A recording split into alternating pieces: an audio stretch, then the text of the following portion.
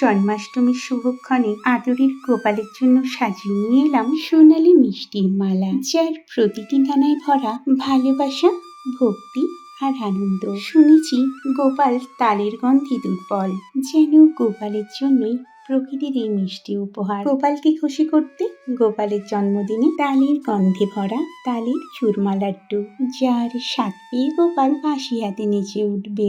এসো তবে জন্মাষ্টমীর শুভক্ষণে গোপালের জন্য ভাগ করি তালের মিষ্টি ভক্তির মুহূর্ত।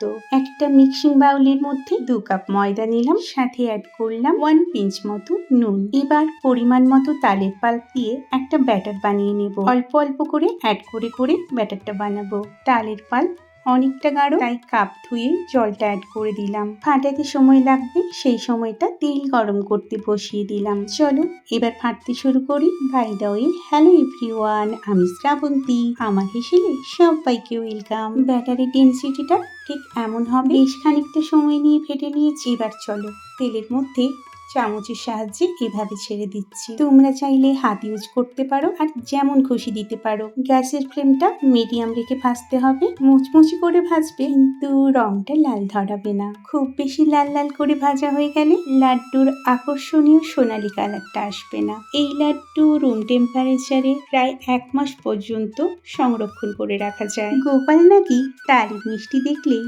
দৌড়ে আসে। এই জন্মাষ্টমীতে ওকে থামাবো এই সোনালী ভালোবাসায়। ঠিক এমন পর্যায়ের ভাজা হয়ে এলে তেল সেপারেট করে তুলে রাখছি। গোপালের জন্য কিছু বানানোর সময় যেন রান্নাঘর মন্দিরে পরিণত হয়, আর প্রতিটি ধাপ যেন এক একটি পুজোর মুহূর্ত।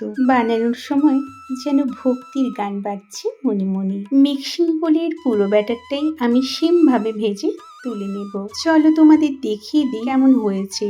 দেখো ভেতরটা ভীষণ স্পঞ্জি, সাথে খুবই ক্রাঞ্চি হয়েছে, তোমরা দেখেই বুঝতে পারছো। চলো এবার স্টার্ট করি নেক্সট প্রসেস। একটা মিক্সিং জারের মধ্যে ফ্লেভারের জন্য দিলাম কয়েকটা এলাইচ। তোমরা চাইলে এলাইচ পাউডারও দিতে পারো। তবে গোটা এলাইচের ফ্লেভারটা অনেকটা বেশি সুন্দর, অনেকটা বেশি স্ট্রং, অনেকটা বেশি মিষ্টি। প্রথমে এলাইচ সহ চিনি গুঁড়ো করে নিলাম। এবার হাত দিয়ে ছিঁড়ে ছিঁড়ে দিয়ে দিচ্ছি ভেজে রাখা তাল ব্যাটারের পকোড়াগুলো। গোপালের জন্য বানানো সাজানো এই মিষ্টি যেন আমার ভক্তির ফুল, মায়ের স্নেহের সুগন্ধে ভরা। অ্যাড করলাম 1 চামচ ঘি। তোমরা চাইলে পুরো ব্যাটারের পকোড়াগুলো ঘি দিয়ে ভাজতে পারো, সেক্ষেত্রে শেষে আর ঘি অ্যাড করার দরকার হবে না। সবকিছু একসাথে দিয়ে গ্রাইন্ড করে নিয়ে ফেললাম। খুব বেশি প্লেন পেস্ট করা যাবে না, একটু দানাদার থাকবে। এবার একটা বাউলের মধ্যে ট্রান্সফার করে নিচ্ছি, যাতে লাড্ডুগুলো আমার গড়তে সুবিধে হয়। কিছু চাল মগজ ড্রাই রোস্ট করে রেখেছিলাম, সেখান থেকে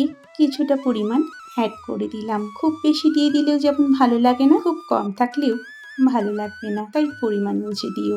মাঝে মাঝে মগজদানা মুখে পড়লে যেমন স্বাদটাও বাড়বে, আবার অপর দিকে লাড্ডু দেখতে অনেক বেশি আকর্ষণীয় হয়ে উঠবে। প্রথমে কিছুটা নিয়ে এভাবে তালুর মধ্যে চেপে চেপে গোল করে, তারপর 2 হাত দিয়ে এভাবে ঘুরিয়ে নিলে রেডি। লাড্ডুর গোলাই যেন পূর্ণিমার চাঁদের মতো শুভ্রতা বয়ে আনে। প্রতিটি লাড্ডুর মধ্যে ভরে দিচ্ছি মায়ের স্নেহ, ভালোবাসা আর ভক্তি। ভক্তির হাতে পাকানো এই লাড্ডু স্বাদে যেন হয় স্বর্গের চেয়েও মধুর। ঠিক যেমন করে এই লাড্ডু গোল করছি, তেমনই হোক গোপালের আশীর্বাদ আমাদের জীবনে পূর্ণ। গোল গোল লাড্ডুর মতোই হোক আমাদের সুখ আর শান্তি। দেখো তো প্রতিটি গোল লাড্ডু যেন গোপালের মুখের মতো মিষ্টি। গোপালের জন্য আদরে পাকানো এই মিষ্টি যেন তার হাসির মতোই অপূর্ব।